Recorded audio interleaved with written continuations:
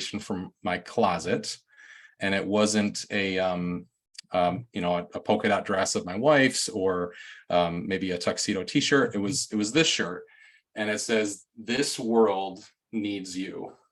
And that is what my talk is going to be about tonight. This world needs you.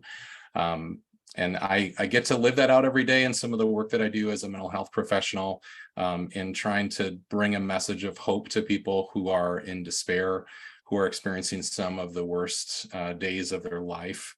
But before I get into that, I just want to send a shout out to Art House, both North and Dallas, for the incredible community that you have helped us to be a part of.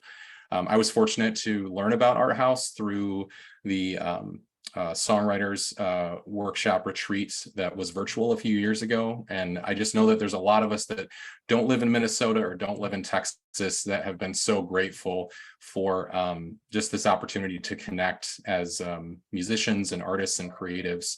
And what you've created here is something very special. And I gladly, take time away from my life to come down here into the basement and to hang out with y'all. And it's just, it's honestly been such a gift. One of the best things for me to happen in the last few years. So thank you for making space for me tonight and for being able to share this together. So I want to talk a little bit about what it's like to be a musician that is not only a musician. And I'd love to see a show of hands. We'll get our little emojis or hand raise features going on in Zoom here. Would you all mind using that little hand raise, or if you can't find it, you can actually use your real hand. Tell me if you, as part of your career, you identify with something else besides being a musician. Maybe you have just a job that has nothing to do with it. Okay, I see lots of hands showing up. Actually, the whole row that I can see, well into the second row. Okay, thank you. You can put your hands down. I appreciate that. I think that sometimes in our quest towards understanding ourselves, we try to find that feedback from other people of what our identity should be. And other people sometimes have a hard time understanding a person who has multiple interests or who kind of takes on multiple identities. And I've certainly been guilty of that. I think I spent a lot of my 20s wishing that I was a different kind of musician, or in some cases, a different kind of person. And unfortunately, I think a lot of that time was wasted because I was trying to live out what somebody else wanted me to be instead of what I wanted to be. And that it was okay to leave a big city and to move back home and to, live a life that that was still meaningful to me, but didn't come with all of these like musical accomplishments and achievements. And by the way, I've met some wonderful people through Art House, through these songwriter feedback sessions. And if you want to hear a song that kind of touches on what I'm talking about, go and listen to Who I'm Gonna Be by David Belt. That is a song that my family listens to on the regular on our car trips. And I think that really sums up everything nicely. As a matter of fact, if we just play that song right now, then I can just be done and we can just, kind of move on to the rest of the evening. But when I started to embrace, I don't know if you all have this, for some of you, especially maybe that live in bigger cities or are around big schools, you might know that student athletes are starting to be encouraged or conditioned to just pursue one sport. And it happens early on. It can happen as early on as elementary school to say, just play basketball or just play lacrosse or just be a swimmer.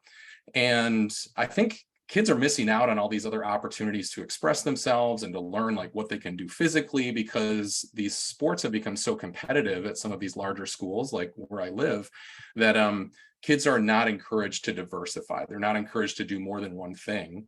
And as was the case when I was a sophomore in high school, I had to choose between being in the musical or playing football, because the musical teacher said, we don't allow football players to do this because of the schedules and things like that.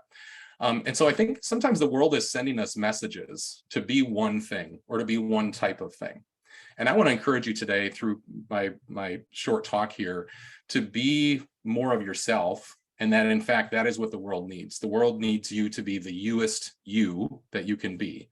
And that can come through your songwriting, and it doesn't have to come through traditional ways of songwriting or being a musician or a performing artist or even a recording artist. And there was a podcast that I listened to a few years ago that just kind of allowed my shoulders to relax from some of this low-level stress that I had been carrying around. And the podcast was called Build Your Portfolio Career. And it was produced by Harvard Business Review. And I will drop a link to it here in the chat. And it's the story of a guy named Kabir Sekal. And Kabir is very interesting because he is a hedge fund manager for Goldman Sachs, who also produces Cuban jazz records. And as a matter of fact, he has been nominated for Grammys for producing Cuban jazz records. And as the story unfolds in this episode, he just talks about how his definition of congruency, or living the life that he wants to live, is being interested in finance and being just as interested in music. And so he's had really honest and frank conversations with his boss to say, look, I'm going to work hard when I'm here. I'm going to do what you expect me to do, but I'm probably not going to put in a lot of extra hours because I have these other things that fuel me. And without this thing, I'm not as good or as whole at this other thing.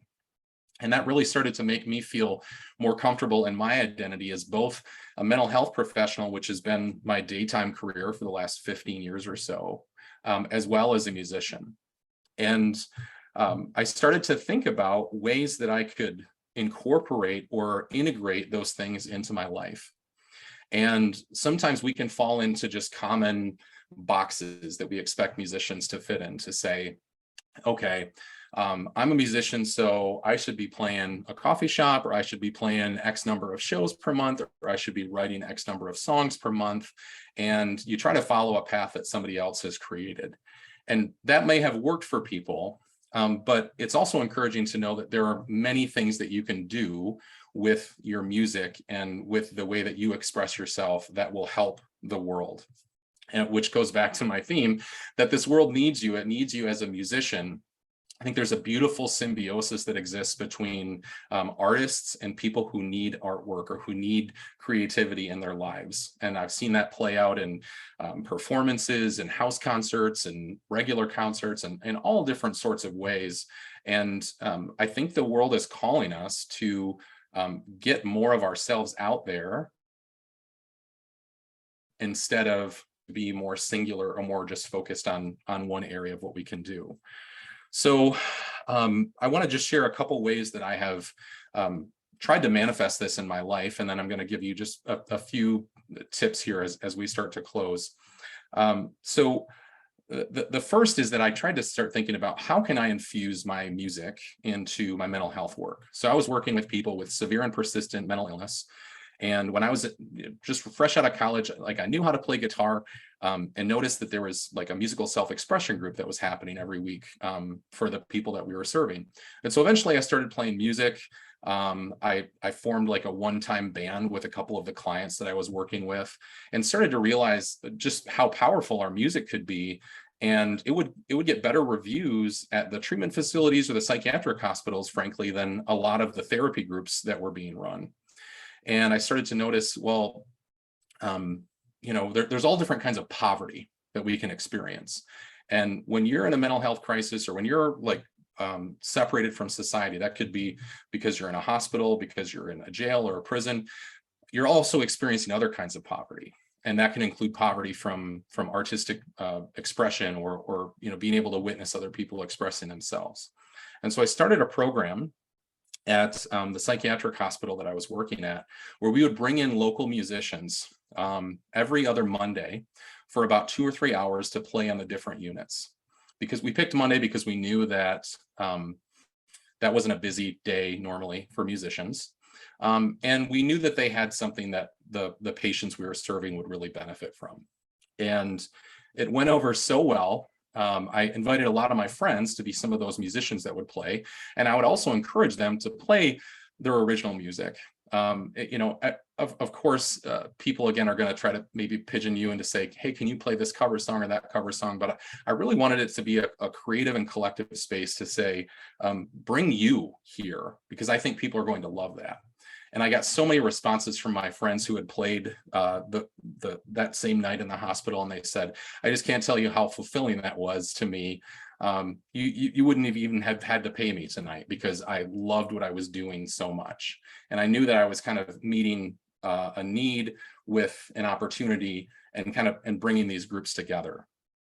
And so some other efforts that I've done since then with my songwriting is, and as a musician, as a creative, like, you have to be okay being weird. You have to be okay with people not completely understanding what you're talking about or what you're trying for, but to put yourself out there and to continue to kind of take a risk, right? And we're all going to do that tonight. By the way, if you have never been to an art house event before, you will get an opportunity to play your song in front of some very supportive and compassionate and loving fellow songwriters. And so we do that whenever we're seeking feedback from people. And so I reached out to some of the conferences that I attended, and I said, hey, I think your conference needs a song. I think you need something. And in this case, it was a suicide prevention hotline conference. So I said, what if we had a song that would kind of embody what it means for your call center workers and what they hear every day, and how challenging that can be. And, beyond trying to bring my efforts or my creativity into a new space, it was really challenging. And I encourage you as artists to not just stay comfortable, but to do things that kind of pull you out of your comfort zone a little bit, and kind of stretch you as an artist. And so, I was able to perform this song and recorded it and kind of gave a recording to everybody there. And that led to some other opportunities where I was able to write music for a domestic violence shelter. I was able to write a song for another specific crisis call center in Mississippi. And, it felt very congruent to me and the work that I'm doing to be able to kind of share this and give something to these groups that was very validating for them, that felt like you just put to words what I felt for a long time, or you gave us something collective that we could appreciate. So I'm going to share a song, and I think I'll kind of say this at the end because I want to get my points and then I'll share the song. But I'll put the premise out there that I went to the American Association of Suicidology conference this past spring in Chicago. And I worked with the organizers a few months beforehand, and I said, here's my idea. I am going to go up in front of the audience at the beginning of the conference, and I'm going to put 2 questions up on the screen, and it'll have a QR code, and everybody can kind of crowdsource. We can crowdsource the responses, and everybody will see them up on the screen as they're being answered. And the first question said, on the worst day of my life, I thought or felt blank. And then everybody would respond to those things. And then the second question that I asked was, I choose to live or have hope because. And then I asked people to answer that question. I took those answers and I said, within 48 hours before the conference is over, I'm going to write a song about this. I'll go to a recording studio. I'll give it to everybody that attends, and I'll perform it on the stage. And some of you are thinking this is a terrible idea, Travis. I'm not sure why you're doing this. Maybe it's just because I'm getting older and I need like a bigger thrill. You know how you have to go to like the next roller coaster park that's like really dangerous. That were like, some people get hurt. You're like, I don't know. The old roller coasters are just really predictable. And so I did it, and I was able to build up a few decades of confidence as a songwriter to get there. But I was able to share the song, and that's the song that I'm going to share tonight.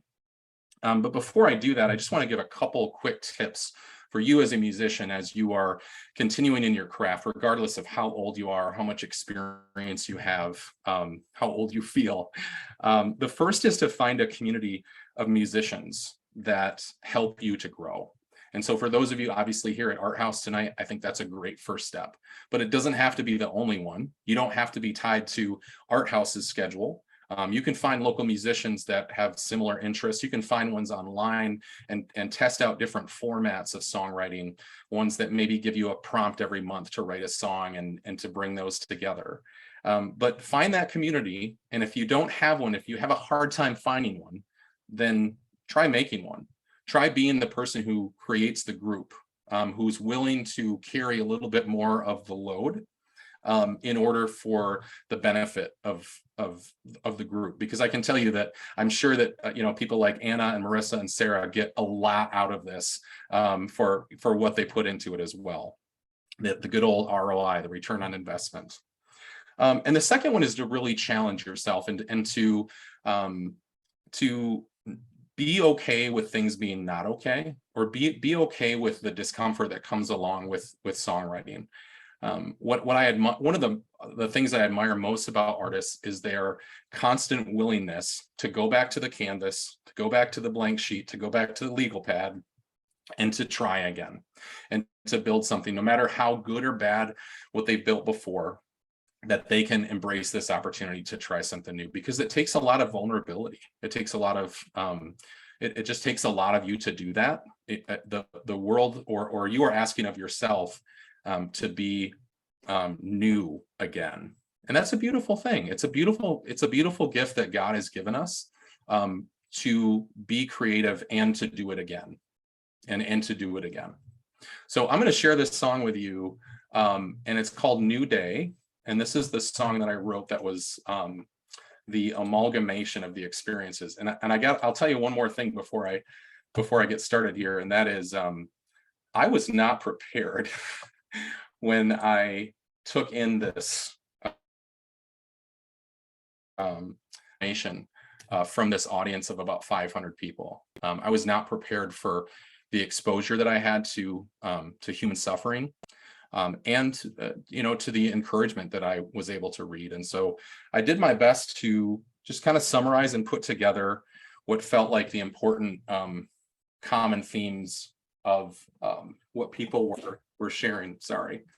And so I'm going to share this song with you, and it's called New Day, and I hope you enjoy it.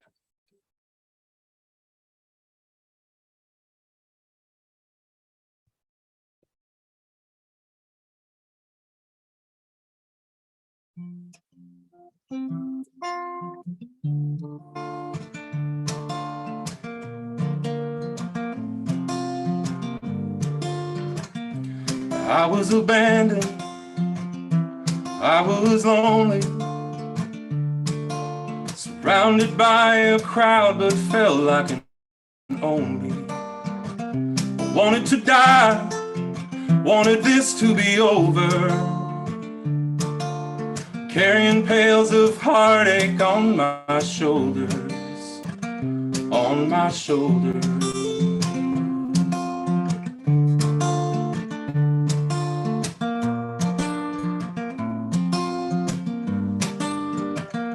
A passing moment, or is it forever? Unraveling like the threads of a worn out sweater, undeserving of the gifts I've been given, desperately trying to find a life worth living. How in the world is the world around me carrying on like nothing's wrong? How did my mind go and find all the reasons that I don't belong? And why in the midst of this pain that I'm holding am I scared but holding on?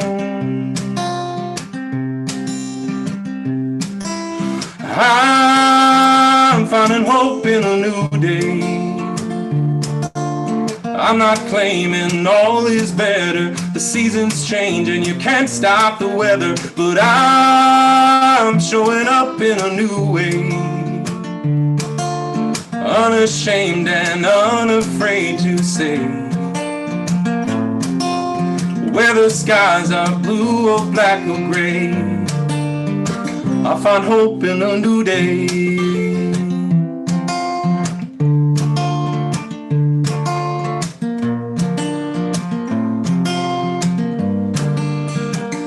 It's taken some time, and it wasn't easy.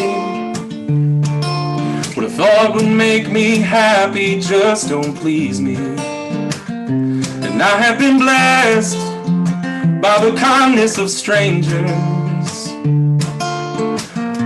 carrying the love unpredicting dangers. Brothers and sisters and children chosen family too, holding the best of me up when only my best won't do, letting the grace and forgiveness work its way through.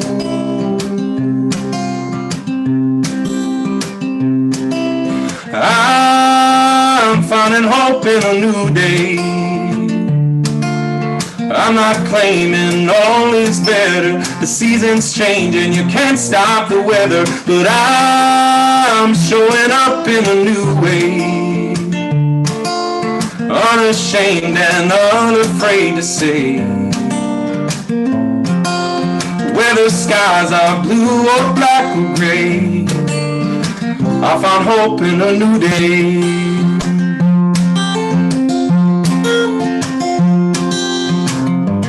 When there are highs in life, stay humble.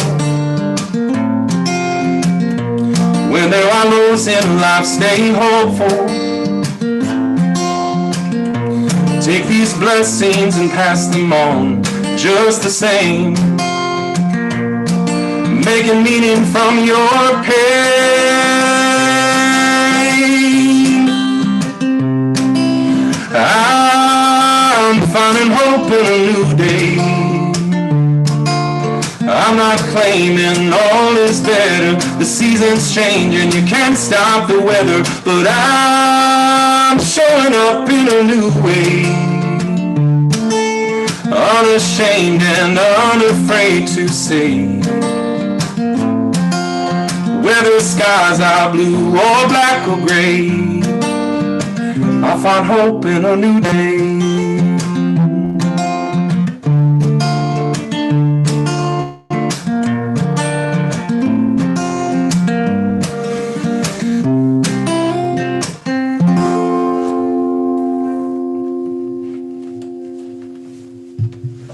Thanks, y'all. I'm going to close this in prayer, and then Anna is going to break us out. That sounds like a pimple rash, so she'll do our breakout groups. All right, here we go. Father God, thank you for bringing us here together today. Thank you for bringing us here safely, bringing us here in a way that we can honor you through the ways that we connect with each other and the ways that we express ourselves.